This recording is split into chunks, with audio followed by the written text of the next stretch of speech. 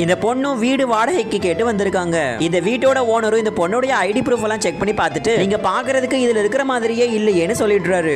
இந்த பொண்ணு வேற வழி இல்லாம தான் கண்ணுல போட்டிருக்க கண்ணாடியை கழட்டிட்டு தன்னுடைய அக்லியான மேக்கப் எல்லாத்தையும் ரிமூவ் பண்ணி தன்னுடைய தலையில இருக்கிற விக்கையும் எடுத்து ரொம்பவும் அழகான பொண்ணா வந்து நிக்கிறாங்க. இந்த ஹவுஸ் ஓனருமே இந்த பொண்ணு இவ்வளவு அழகா இருக்கும் போது எதுக்கு இவ்வளவு கேவலமா மேக்கப் போட்டிருந்தாங்கன்னு ரொம்பவே குழம்பி போறாரு. அடுத்த நாள் இந்த பொண்ணு அவருடைய ஸ்கூலுக்கும் போறா.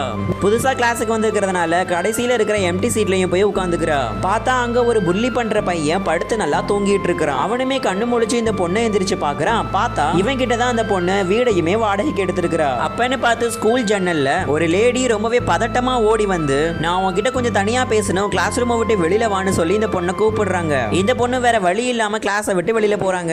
இதுக்கப்புறம் இந்த ஸ்டோரியில என்னாச்சுன்னு பாக்குறதுக்கு முன்னாடி உங்களுக்கு உங்க ஃப்ரெண்ட்ஸ்னா ரொம்ப பிடிக்கும், நான் மறக்காம வீடியோக்கு லைக் பண்ணி சில சப்ஸ்கிரைப் பண்ணிட்டு ஐ லவ் ஃப்ரெண்ட்ஸ்னு கமெண்ட் பண்ணுங்க.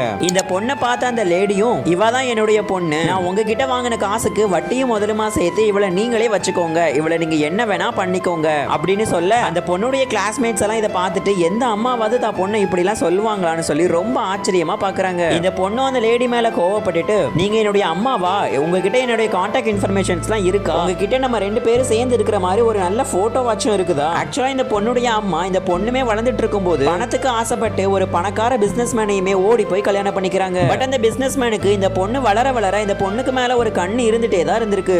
அந்த பிசினஸ் மேனுமே உனக்கு பணம் வேணும்னா உன்னுடைய பொண்ணை எனக்கு கல்யாணம் பண்ணி வைன்னு சொல்லி இந்த லேடி கிட்டயும் டிமாண்ட் பண்றான். இதுக்கப்புறம் என்னாச்சுன்னு தெரிஞ்சுக்க பார்ட் 2ன்னு கமெண்ட் பண்ணுங்க.